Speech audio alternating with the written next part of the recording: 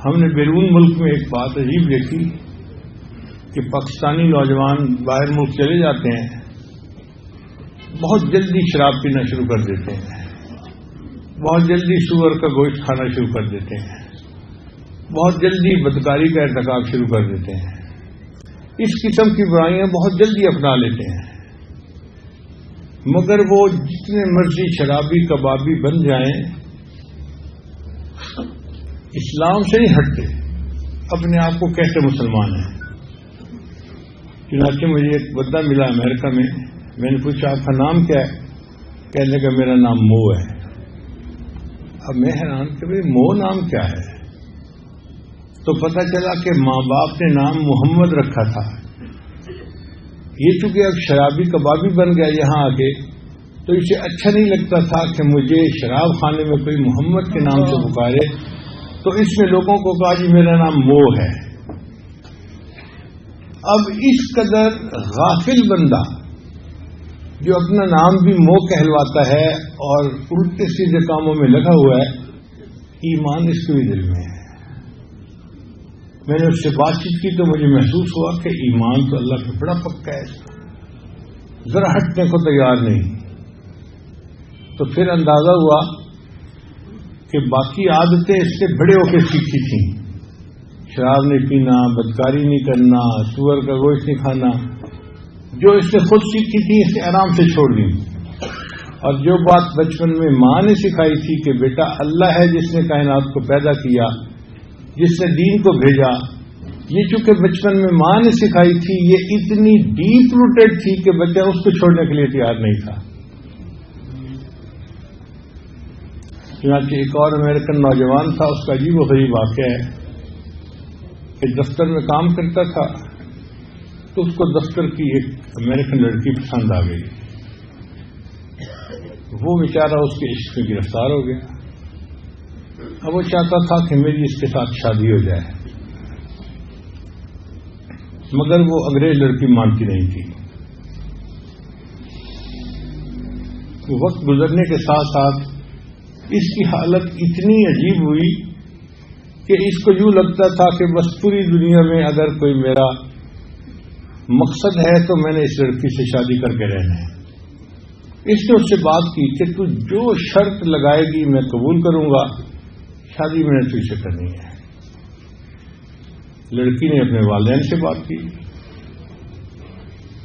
لڑکی کے والد نے کہا کہ ٹھیک ہے ہم تمہاری شادی کر دیں گے، مگر چند باتیں اس سے ہم منائیں گے۔ کون سی باتیں؟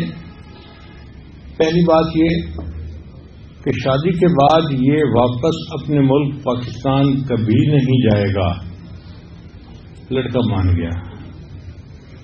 تم اپنے والدین سے کبھی رابطہ نہیں کرو گے، یہ بھی مان گیا۔ تمہارے جتنے مسلمان دوست ہیں تم ان سب سے بے تعلقی اختیار کر لو گے۔ لڑکا اس بات کو بھی مان گیا۔ پھر جس ایریے میں تم رہتے ہو وہاں اپنا گھر چھوڑ کے، جہاں لڑکی کے ماں باپ کا گھر ہے جو عیسائیوں کی آبادی تھی، وہاں تم اپنا گھر لو گے۔ لڑکا یہ بھی مان گیا۔ پھر ان کا کہ اچھا ہم جب کھانے کے لیے جائیں گے تو جو کچھ ہم کھائیں گے وہ تمہیں بھی کھانا پڑے گا، جو ہم پیئیں گے تمہیں بھی پینا پڑے گا۔ لڑکا یہ شرطیں بھی مان گیا۔ پھر انہوں نے ایک شرط آخری لگائی، ہم ہفتے میں ایک دفعہ چرچ جاتے ہیں سنڈے کے دن، ہمارے ساتھ تم سنڈے کے دن چرچ میں جایا کرو گے۔ لڑکا یہ بات بھی مان گیا۔ پاگل ہوا ہوتا ہے نا، جیسے وہ لڑکا پاگل ہوا تھا۔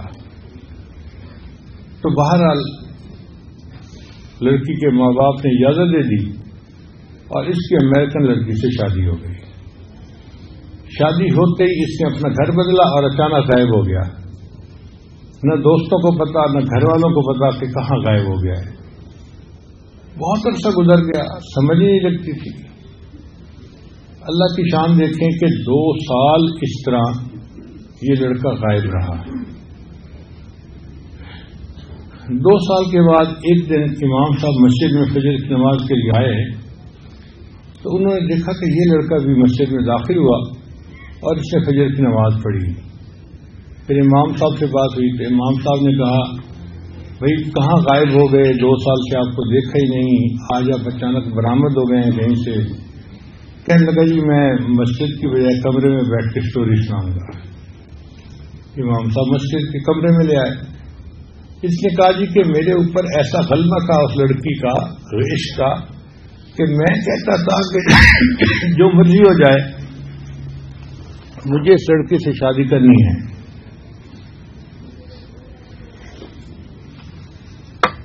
ان لوگوں نے یہ ساری شرطیں مجھ سے منوائیں اور میں نے مان لی. شادی کے بعد میں نے اپنی بیوی کے ساتھ زندگی گزارنی شروع کر دی. اب اس کو تو دین سے کوئی غرض نہیں تھی.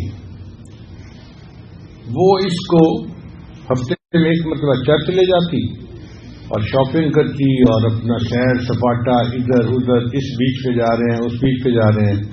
وہی کافرانہ زندگی اس کی بھی ہو گئی. کہنے لگا کہ 1 سال ہم نے چیزیں گزار لیا. 1 سال کے بعد ایک دن بیوی نے گھر کی صفائی کی تو میرے گھر میں ایک کتابوں کا ریک بنا ہوا تھا جس میں کتابیں پڑی ہوئی تھیں.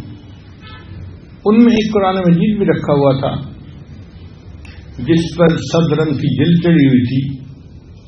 میں روز آتے جاتے اس قرآن مجید کے اوپر محبت کی نظر ڈالتا تھا اور اپنے دل میں نادم اور شرمندہ ہوتا تھا. میں نفس کا غلام ہوں، اے اللہ میں گناہگار ہوں، میں خطا کار ہوں، میں اپنے اندر کی خرابی کی وجہ سے اس لڑکی کی خاطر سب کچھ چھوڑ بیٹھا ہوں. مگر اے اللہ یہ تیری کتاب ہے اور میرا ایمان تیرے اوپر پکا ہے اور میں قرآن کو سچ کتاب مانتا ہوں. کہتے یہ میرا روز کا معمول تھا. میں پڑھتا نہیں تھا قرآن، صرف آتے جاتے محبت کی ایک نظر ڈالتا تھا اور اپنے دل میں اپنے آپ کو مجرم سمجھتا تھا اور دعا کرتا تھا. اور میرے پاس ندامت کے سوا اور کچھ تھا بھی نہیں. ایک دن میں دفتر سے گھر آیا تو میری نظر پڑی تو وہاں وہ مجھے سب کتاب نظر نہیں آئی. تو میں نے بیوی سے پوچھا کہ ایک گرین کتاب یہاں پڑی تھی وہ کہاں گئی؟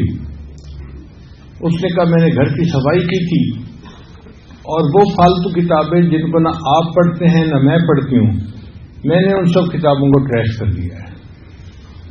میں نے پوچھا کیا مطلب؟ کہنے لگی ان کو میں نے ٹریش کین کے اندر باہر پھینک دیا ہے. کہتے یہ سنتے ہی تو میرے جسم میں ایک کرنٹ سا دوڑ گیا. اللہ کی کتاب اور اس کو اس نے ٹریش کین کے اندر پھینک دیا. میں بھاگا ہوا گیا اور میں ٹریش کین سے قرآن مجید اٹھا کے لایا اور اسے چوما اور اسے واپس آ کر رکھا.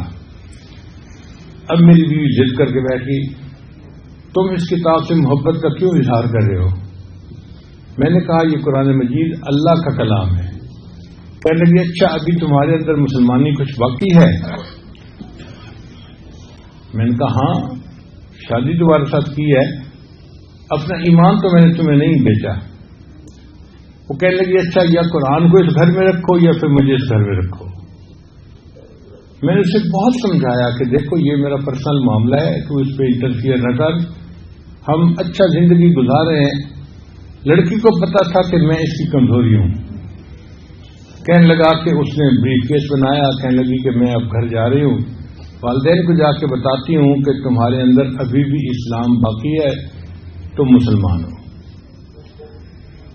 تو وہ تو اپنے ماں باپ کو بتانے چلی گئی اور میں پھر اس کو چھوڑ کے مسجد میں آ گیا، اپنے رب کو منانے کے لیے آ گیا. اور جو قرآن مجید کی تھوڑی سی محبت اس بچے کے دل میں تھی، اس کی وجہ سے اللہ نے اس کا ایمان بچا لیا.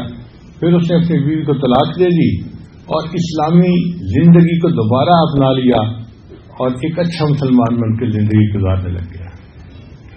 تو بچپن میں جو باتیں سیکھی ہوتی ہیں نا، وہ پھر بچپن میں بھی نہیں بھولا کرتی، ڈیپ روٹیڈ ہوتی ہیں. اس لیے بچپن میں بچے کی تربیت کرنا انتہائی ضروری کام ہے.